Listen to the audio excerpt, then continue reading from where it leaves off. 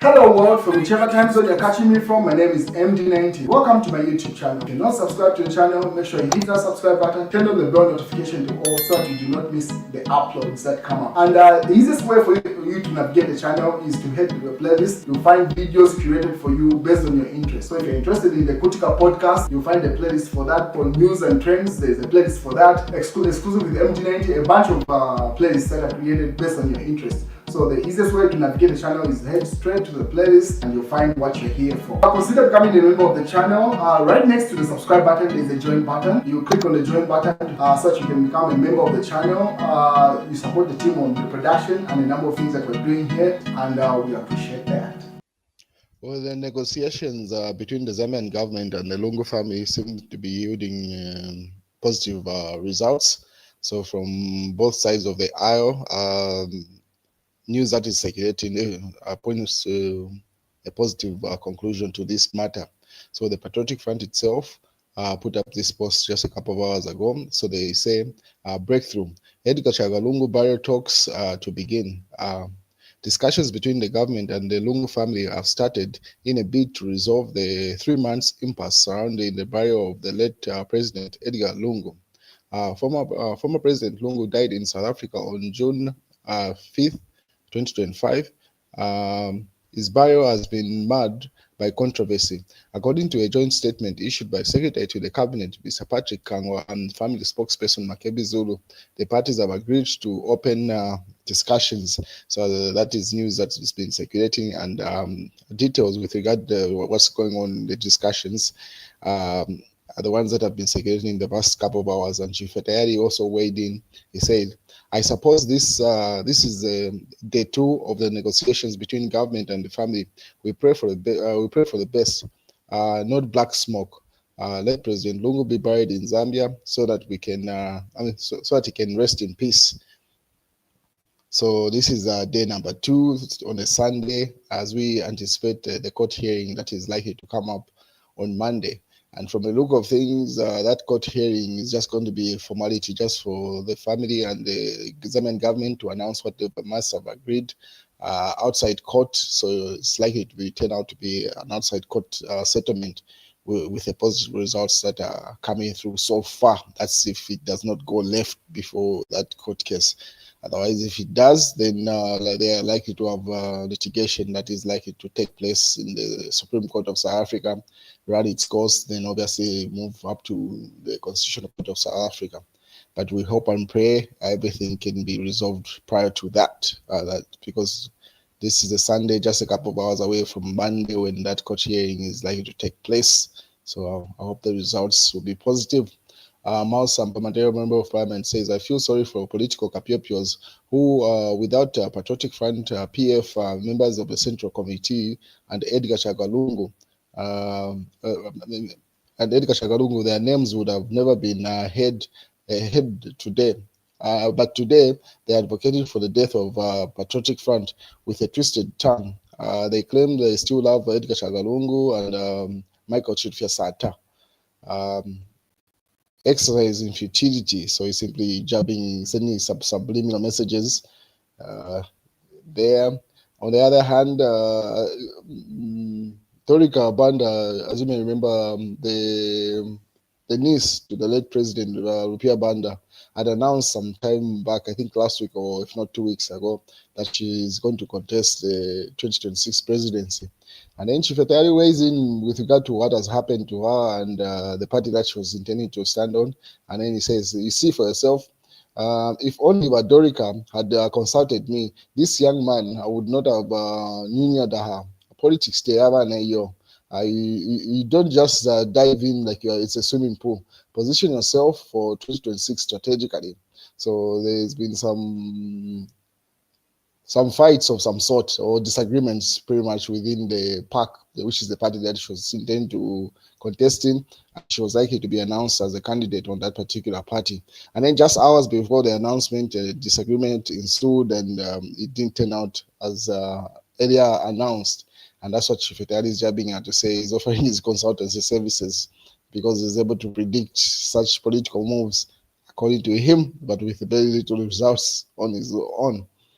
So that's the news. Is the details with regard to that is that last minute disagreement hinder Dorika unveiling of as PAC president, Anford Banda. So the People's Alliance for Change PAC President Anford Banda has shed light on the abrupt change of plans of the party's president's unveiling ceremony, revealing that the last-minute disagreement with the intended candidate, Dorika Banda, prevented the union. So that's what's going on as we build up. We're less than a year now to the general elections in 2026. So everyone seems to be positioning themselves for that fight. So that lady is no longer contending on that PAC presidency. So I don't know if she's going to go independent or another party is going to adopt her. We wait and see how that plays out. And then on the other hand, Laura Miti weighs in with regard to the Speaker of the National Assembly. The order. Nelly Muti orders Laura Miti tells the Speaker of the National Assembly is the one that is pushing for Bill 7. The whole Speaker, she asks. I swear I cannot remember a time when anyone in that office involved themselves in discussion of anything on the floor of the House outside the walls of the National Assembly. No, Madam Speaker, Ivo Osachita, let's try to maintain what is the decorum of the office. That we will still have our patience and separation of powers.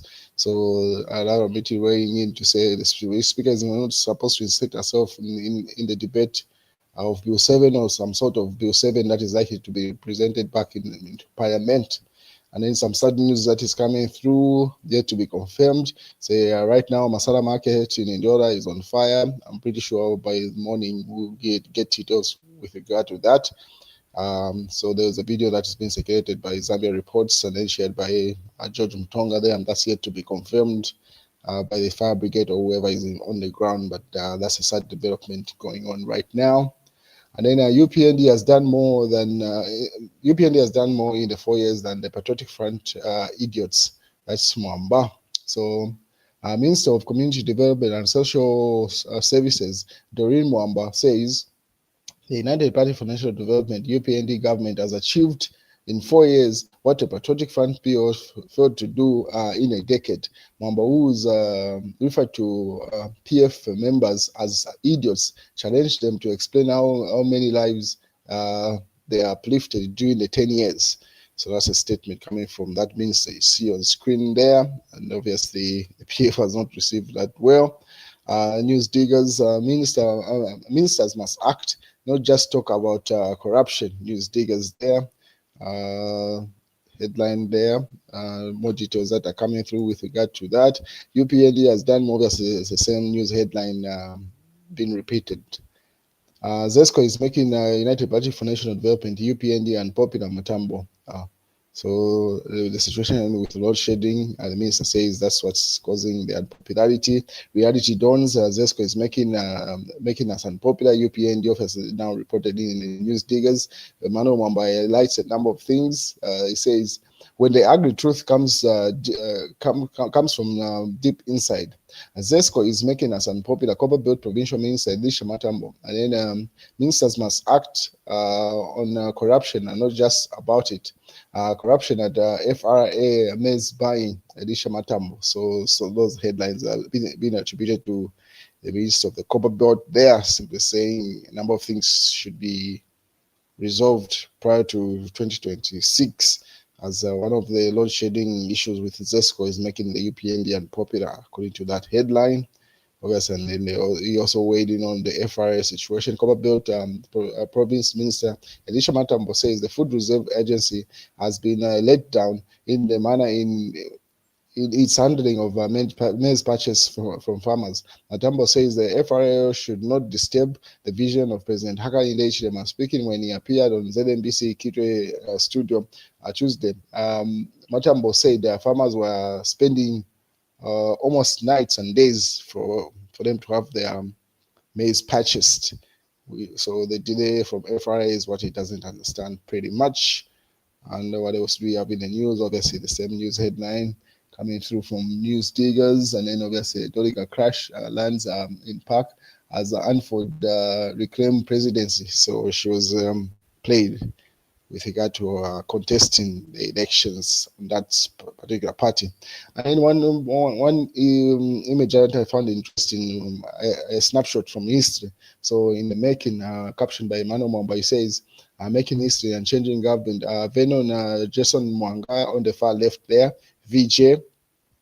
In this picture, those are the people that are there. And in the center, you see Elias Chipimo in the second left there. That is Elias Chipimo Jr.'s father. If you remember, Elias Chipimo had contested elections under NAREP at some point. He did very well. People were expecting him to have a very bright political future. But once his dad died, it seems like even his political ambition died with that. It seems like the fire behind that political ambition was his dad.